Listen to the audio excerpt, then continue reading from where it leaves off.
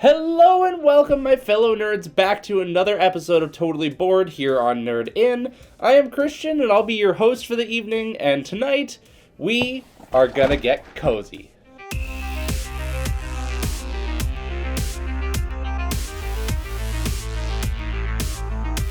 We are going to be discussing Maple Valley, a creature comforts game made by Kids Table Board Games. If you're new to the channel, you haven't seen these reviews before, I'm going to be giving you a overview of the game, talking about the things I don't like about it, then going into the things I do like about it, and giving you some final thoughts before wrapping up the video. So, Maple Valley is a cozy game all about critters that are preparing for a spring festival by gathering resources to be able to craft different items to uplift the spirits of the festival and make it more exciting. You've got comfort items, you have food, you have entertainment, you have all sorts of good stuff in here to go after. The main mechanisms that this game is based around is going to be a little bit of hand management, some resource management, and worker movement. A little bit contradictory to the original game, Creature Comforts, which I will likely do in a separate video. Instead of being worker placement, you only have one worker on here that you're moving around to different locations to gather resources, activate abilities, or get some more comforts and items to work on. So it's just a game about finding yourself little projects to do, traveling around the map, and being able to get the things that you need. So how this works is that you are going to have a starting hand of two friends. Your base friend, which is going to be in your player color, and then one randomly drawn off the top of the friend deck. How these cards work is they will allow you to travel certain paths on this map. If you have your starter one, that can travel all three path types at any time, whereas a lot of the others can only travel one path, one certain type of path. The different types of characters are hikers, climbers, and paddlers, which will allow you to cross different terrains, such as forests, mountains, and rivers. Pretty simple. As far as that goes, you're matching the color of your symbols to the color of the path that you're trying to go across on the map. And these characters can travel on, when you play them, you can travel any length of that path type that you want, that you're connected to. You can't do backtracking, but you can go all the way along it, you can go part of the way along that path, or you have map tokens in this game which you can spend before or after your movement to freely travel across a single path that that character might not be able to do. So say you're playing down a hiker that's trying to go up mountains, but it has to cross a water path first before it can get to a mountain path, then you can spend the map to cross that one path of water to get to the mountain and skate along the board. You cannot, however, just play a character and then stay in the space that you're at and use whatever is at that location. You have to be moving every turn unless you have the badge that allows you to break that.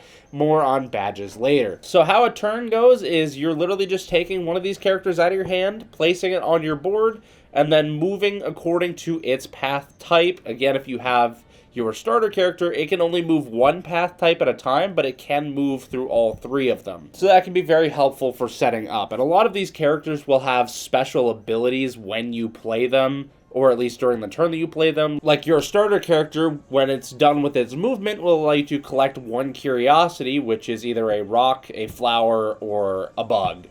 And those do come in very handy, but then there's other characters that'll give you extra resources. Sometimes, depending on what the daytime resource is of the hour, those do change, and there is evolution to this game over the 5 rounds that it's played in. So you take your movement, get any character effects that are relevant after moving. Some of them don't apply until the end of your turn, and then you get to activate the location that your critter arrived at to either gather resources. Some let you gather cards, like more comforts to be able to create, or badges you can collect that give you extra abilities, but that also score a couple extra points at the end of the game. Pretty much every spot on this board is going to be relevant at all times, and there is 2 exact places on this board that change every game during setup, because they are randomly decided by the cards that you draw during setup. Those are the outposts that usually allow you to trade resources for different stuff or activate special abilities, and like I said, those change throughout every game.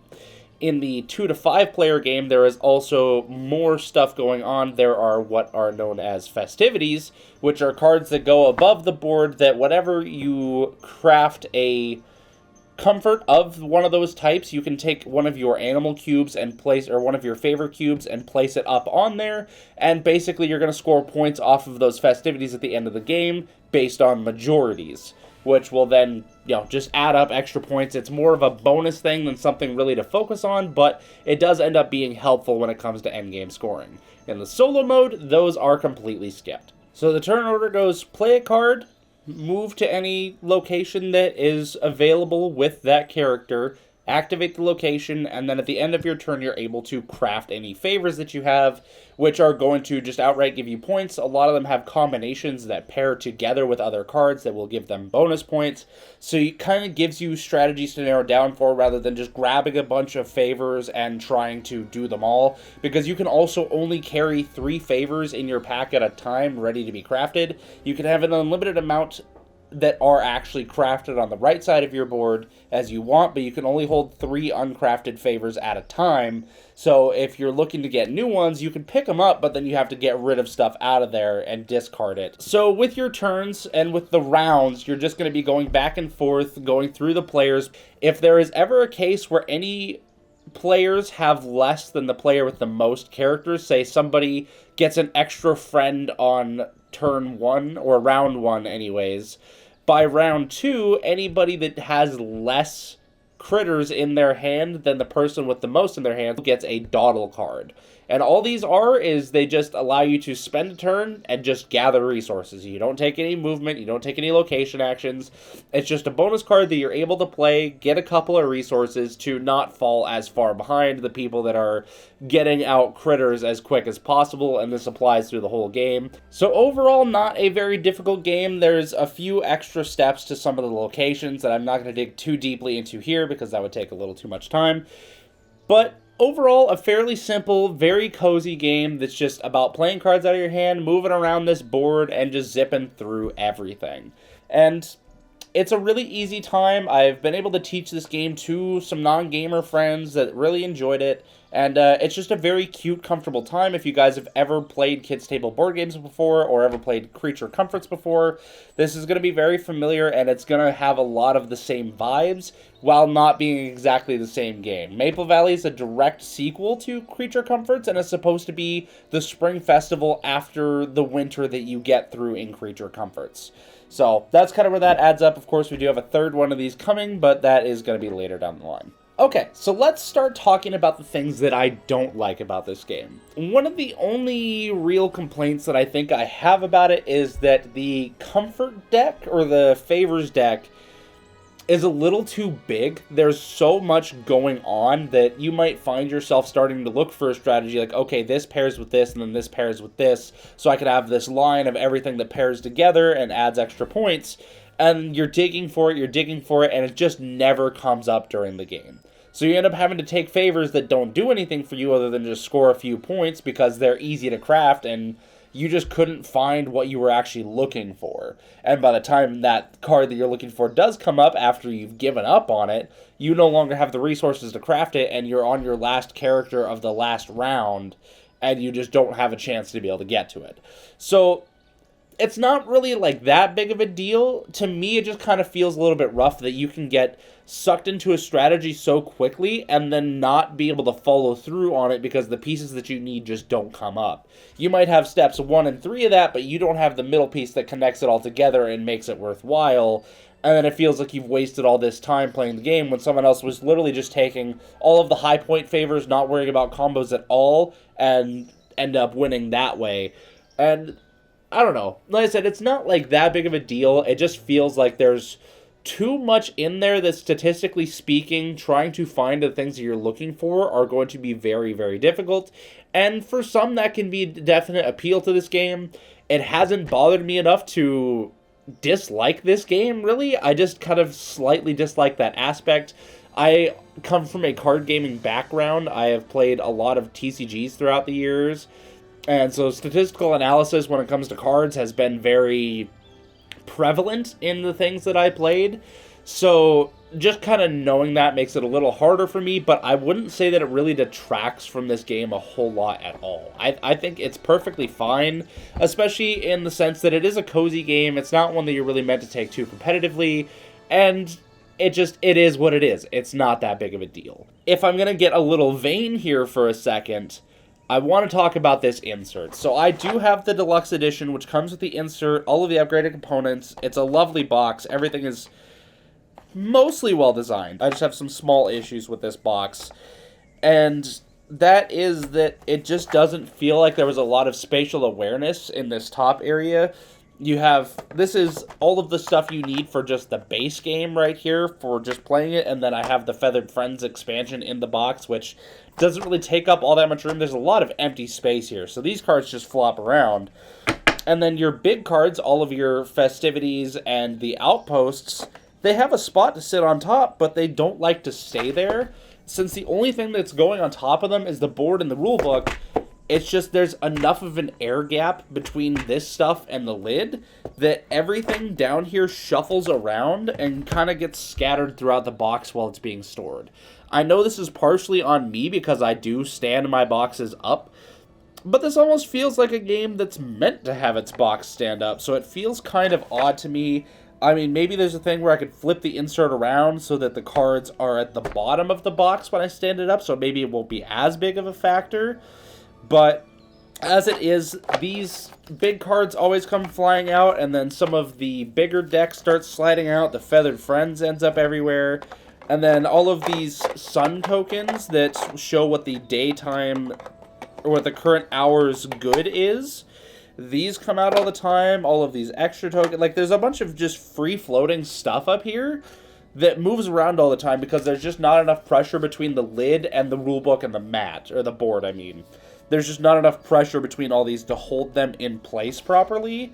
And so I always have to take a minute to, like, fix my box whenever I open it up, and sometimes I have to track down some of these tokens because they'll get wedged in all these little spaces around the outside, and it's really just a hassle. Again, this is a vanity thing because I do have the deluxe edition, and I think that's really only a problem that comes with the deluxe edition, because otherwise you're pretty much just storing all this stuff in either different trays or in plastic bags, and then maybe it's not as bad. But for me, then that leads into a Ruins of Arnak issue where it just seems like a whole lot to set up and it's just too much. Whereas this is nice and easy. I just pull out the insert of all of the components here, and then I got player boards down at the bottom, and then I got, everything I need is just right here, immediately accessible, super easy to set up. It takes very little effort at all to do.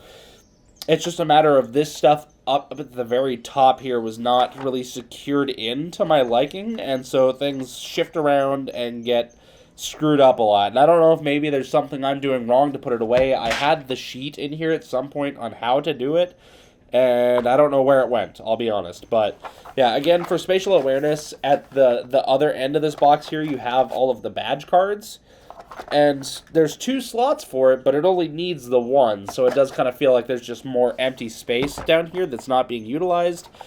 And I get it, it's for the sake of symmetry, and it's very pleasing when there's nothing in there. You can see a symmetrical insert, and it looks great, but there was probably some other way that could have been utilized for something. Maybe there's, like, more badge cards that I don't know about, or you're supposed to split it and separate it like that. I don't know. I could be very wrong on just how I'm putting this box together. That very well could be a me issue. So I'm not going to use that to detract too many points from this game because the experience itself is still worthwhile. So as far as things I don't like about this game, that's pretty much it. So we can start talking about the things that I do enjoy about this game. First off, this is one of the earlier purchases in my collection. I got Creature Comforts, I believe, a few months into my board gaming journey when I started getting serious about it. And then pretty much a month after that, after having played Creature Comforts a couple of times, I went and picked up Maple Valley because it just looked a lot more exciting. And while I am a big worker placement fan, it is bar none my favorite board gaming mechanic, Creature Comforts just didn't quite scratch the right itch for worker placement for me, and I think that was mostly because of the dice. But that's something I'll get into in that review.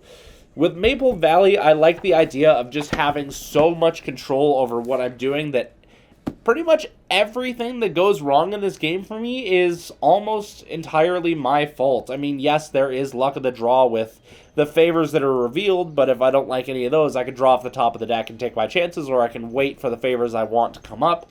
Same thing goes for the badges. You can just wait it out until the right stuff for you comes up and then time it accordingly.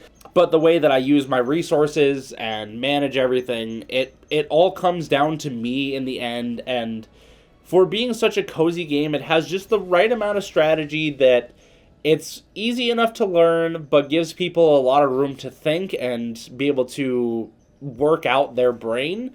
But again, it's also easy enough that I can teach newer gamers and not really have too much of an issue. There's a little bit of a learning curve, but I just go through a play round, reset the game, and then it's like nothing even happened, and it really didn't take all that much extra time out to be able to go ahead and do that. And so Creature Comforts delivers a very valuable experience for that, to not only be a cozy game that I can just set up and relax and play a game of, either by myself or with my wife or whoever. It's also just a nice game to be able to break out and share with new people that aren't really familiar with the hobby, and be able to give them a good, welcoming experience to the game. I mentioned that in my board game collection with stuff like Cascadia and Flamecraft, and those do a pretty good job as well, but this is one of my current top 10 games of all time, and for having it be a game that I can teach to brand new people and get into this hobby, that just makes it even better for me. I already love this game so much, and then having it be easy enough to just share with other people without them needing any knowledge in the board gaming hobby is just incredible. And the way that the mechanics play out in this game, Kids Table Board Games always delivers on really good stuff, in my opinion. I haven't had a miss from them yet. I really only have a few games from them, but I did back Lairs, and I do plan on backing the third edition of Creature Comforts. I believe it was River Valley Market or something like that. I would have to go look, but yeah, I'm definitely going to be backing that game as well, because Kids Table Board Game has not let me down yet. They have had very good products so far, and I have no issues with it whatsoever. But Maple Valley definitely takes it above Creature Comforts for me. And again, it's just thinky enough, and it's fair in all of the right circumstances to everybody. Like, even in the case, like I mentioned, if anyone has more friends than anyone else, then those other people get dawdle cards, so that way everyone has the same amount of turns. They don't really feel like they're getting too left behind. And this isn't really a game where anyone does ever feel left behind. You're usually sitting about pretty neck and neck through most of the game as you're crafting things, adding to the festivities, and it just feels very even and fair.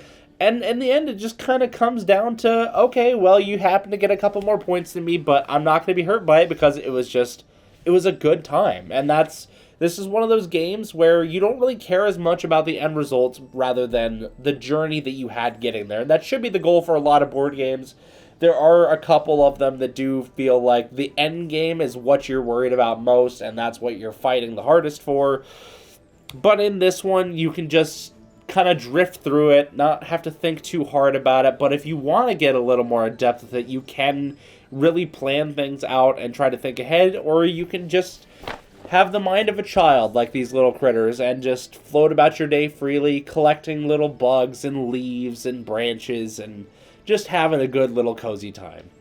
And not to mention, the solo mode for this game is impeccably well done. It plays pretty much exactly like the base game. You just take out the festivities and you're constantly refreshing cards. And of course, since you are playing solo, there's nobody else to compare with. There are no dawdles. So everything, you're just a completely lone wolf on. You just get to go out and just play it and have a good time. There's a little bit of upkeep to it, but overall that's not really all that menacing. It's mostly in the setup of the game, and then after that you just have a couple of small things that you're keeping up with throughout, and it's really not all that bad. And then in the solo mode, there's no meet or beat score requirements or anything like that. They have different goals in the back of the rulebook for you to reach to earn different titles and try to beat your previous scores and setups, but in the end they don't really matter. You're just playing to play, and that's the beauty of it. Maple Valley is a very, I wouldn't say simplistic, but definitely entertaining, And good entry level. This is what I would consider like a next level game, so maybe someone new, you might start them on something a little bit easier, and then you can pretty much just jump straight to this because, again, it really doesn't take all that much effort to be able to teach. Some of the things in the rulebook were slightly confusing at first, but that was also because I was still fresh into the hobby, and there was a lot of things that were harder for me to understand, and wrapping my head around reading entire rulebooks was definitely a lot more difficult. Nowadays, I can get through it in a breeze, and it's not even a problem. So having that behind me to be able to teach new people definitely helps a lot as well. But overall, I think I would give this game probably about the same as Libertalia. I have the small complaints about it, so I would give it a 9.5 out of 10. It is dang near perfect. There's just the one cosmetic issue, or just kind of vanity issue, and then, you know, the statistical issue. But again, both of those could very well just be on me, and that might not even really be much of a problem at all. That could just be something wrong with me. Who knows? But overall, 9.5 out of 10, still a really solid game. If you're ever able to get a chance to play Maple Valley, I highly recommend it. If you're looking into this game and you've been thinking about it for a while, don't forget to check out my video on how to save yourself money in the board gaming hobby first to determine whether or not this is actually a game worth buying for you, because it might not be for everybody, and that's totally fine. It's just a very nice, cozy game that I definitely recommend you try out if you do get the chance. But anyways, guys, thank you so much for tuning in today. As always, here at Nerd In, we hope you enjoy your stay, and we'll see you next time. Peace out.